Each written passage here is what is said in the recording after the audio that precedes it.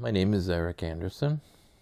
I am currently employed as a licensed New York State funeral director, and I am not ready to retire yet. So what did I do before I became a funeral director? Being that my father had a construction company, it was easy for me to start working with him out of high school. And I did that for many years, up until the time, and even a little after the time of his passing. And then I decided that I would look for a different career. And that's when I, by providence, was introduced to the funeral industry, which obviously is quite a difference from construction. And I had no family or any connections whatsoever to anyone in the funeral industry. So this was something that was totally came out of left field. The degree needed for a funeral director, right now, there are two directions you can take. One is an associate's degree, which it was while I started entering into the field. And then there are also 4-year degree that are given for funeral directing at a few colleges in New York State.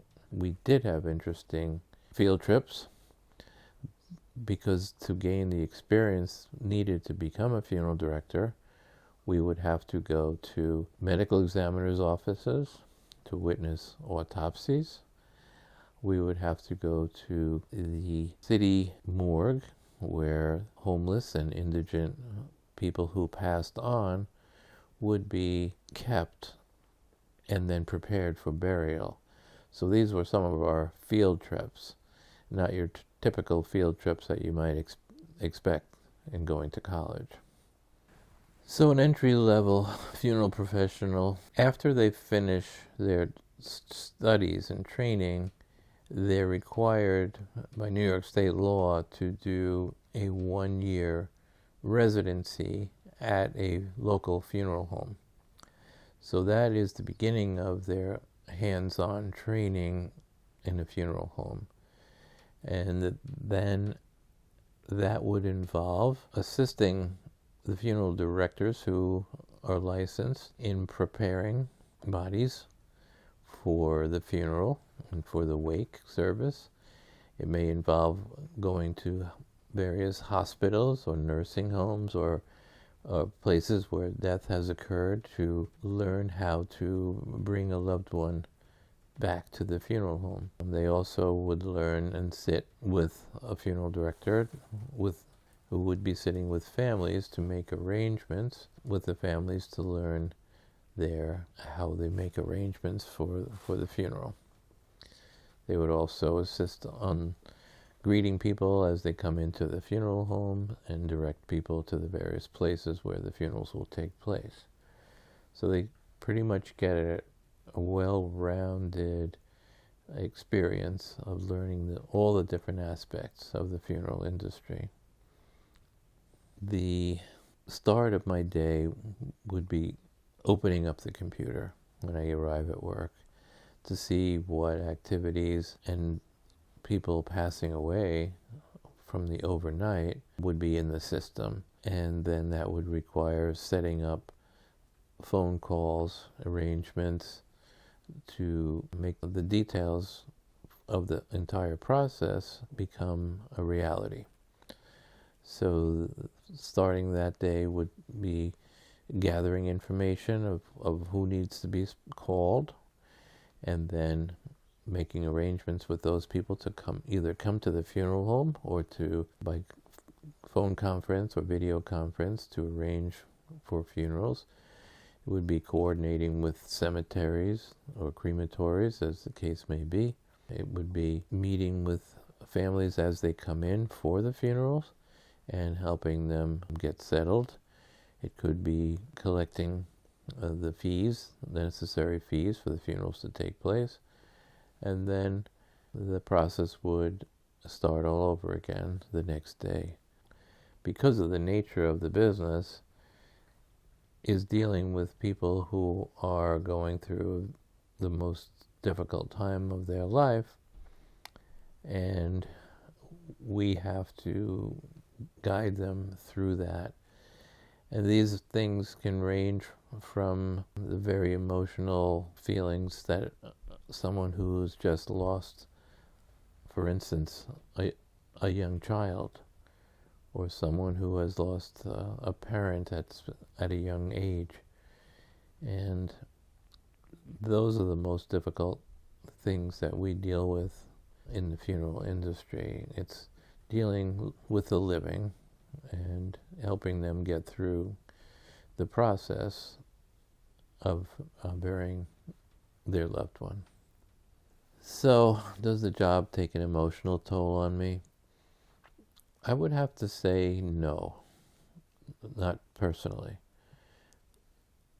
Would it take emotional toll on someone being in this field?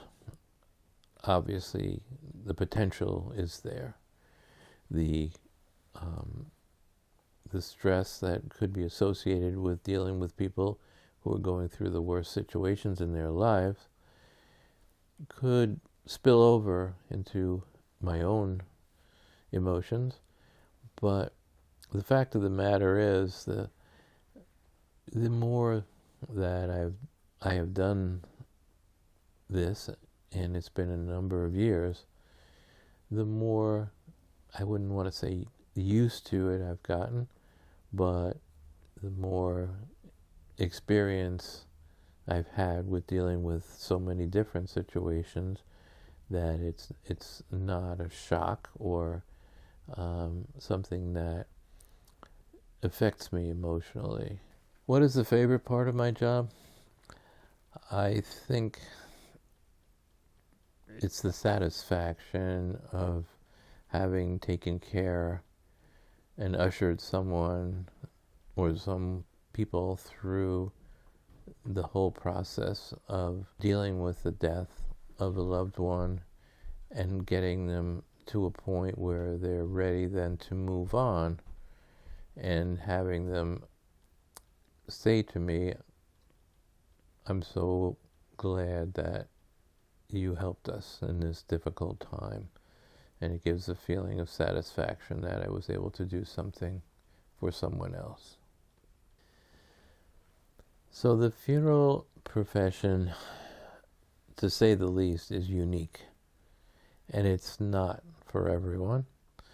Although there are different aspects within the funeral profession, the portion that one would have to consider would be how you are able to get along with people, and you would have a compassion to help people who are going through a difficult time. It's something that, although I had no prior experience in the field before I went into it, it worked out for me. But those who would be considering that, I would say, speak to someone who is in the funeral profession, visit a funeral home, and talk to the people. If you happen to be at a funeral, talk to the people who work there and ask them their opinion of what it's like there. And it is a career that can be rewarding, but again, not necessarily for everyone.